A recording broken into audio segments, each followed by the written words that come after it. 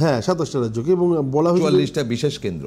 হ্যাঁ, বলা হয়েছে যে প্রত্যেককে যেন ট্রেনিং দেওয়া হয়, এবং যুদ্ধের সাইরেন শুনলে বা যুদ্ধের যদি যখন হর্ন বাজবে ঠিক সেই সময় যেন আমরা কতটা সেফ স্থানে যেতে পারি, বাচ্চাগুলোকে কীভাবে ট্রেন করা হবে, এবং প্রয়োজন পড়লে পরে যারা স্টুডেন্ট লাইফে আছে তাদের অস্ত্র চালানো পর্যন্ত শেখানো হতে পারে।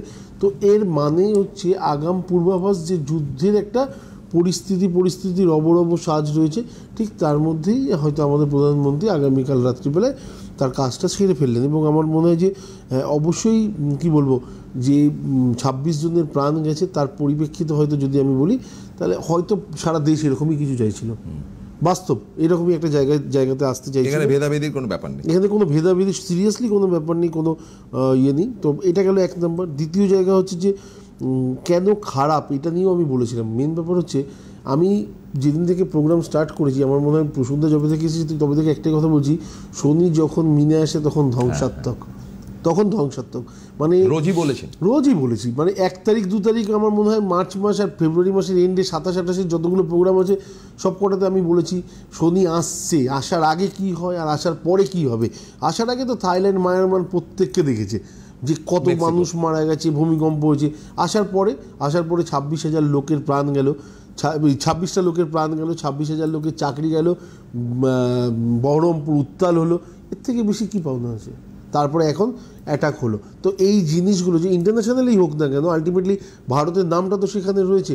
তো সেই জায়গাগুলো যখন থাকে তখন আমার মনে হয় শনি যদি কোথাও ডিস্টার্ব না থাকে তাহলে এই ধরনের সমস্যা হতে পারে না। তার সাথে মঙ্গল নিচস্থ হলে পরে আমাদের এই ধরনের সমস্যা পেতেই হবে।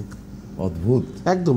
ফলে আপনার প্রতি আমার ব্যক্তিগত শ্রদ্ধার জায়গাটা আমি বাদ দিলাম, সেখানে আপনি দারুণ আমার আদরের মানুষ, কিন্তু আজকে সেই আদরটা কিন্তু ছড়িয়ে গেল সমস্ত দর্শক, এবং আমি অবশ্যই এইটে আমি নিজে শেয়ার করব। মানে এটা তো আমার কাছে একটা গর্বের ব্যাপার। দেখ কার সঙ্গে বসি না। আজকে সকালবেলায় ফার্স্ট আমার প্রাপ্তি যেটা হচ্ছে, আমি জাস্ট উপর থেকে নেমে গাড়িতে এসে বসেছি, আমার ড্রাইভার বললো দাদা আজকে ডেটটা কত তারিখ। হ্যাঁ, মানে আমার কী বলবো, দাদার মতো ছোটো ভাইয়ের মতো সবসময় আমার পাশেই থাকে এবং আমাকে যথেষ্ট হেল্প করে। তো আমাকে বললো দাদা আজকে কত তারিখ। আমি আপনার বৌমাকে বলে এসেছি যে দাদা 7 তারিখ বলেছিল, 7 তারিখে ইন্ডিয়া অ্যাটাকটা করলো। তো এই যে ব্যাপারটা মানুষের মধ্যে ছোটো ছোটো জিনিসগুলো হয় কি না দেখি, তো আমার মনে হয় এটা কিন্তু বড় প্রাপ্তি।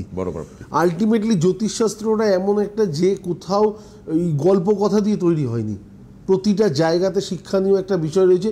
এই শিক্ষার বিষয়টাকে কেউ বুঝলো কি ভাবতে পারেন, লেগে গেলে তুক নইলে তাক।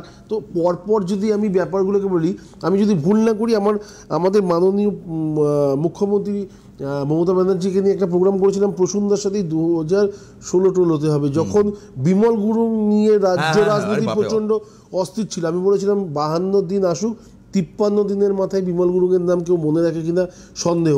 আজকের ডেটে ইন্ডিয়াতে বিমল গুরুংয়ের নাম কারোর মুখে আছে? মুছে যেতে বাধ্য। তো এটা একটা ফ্যাক্ট, এটাই মাঝে মাঝে এরকম একটু বলবেন তো, মানে বেশ ভালো। না, আমার মনে আছে ওই প্রোগ্রামটা আমি আপনার সাথে, কারণ মানুষ না আজকের দিনে আধুনিক ব্যাপারগুলো শুনতে খুব ভালোবাসে, একদম, এবং আপনি এটা করছেন, কিন্তু দিনের পর দিন করছেন।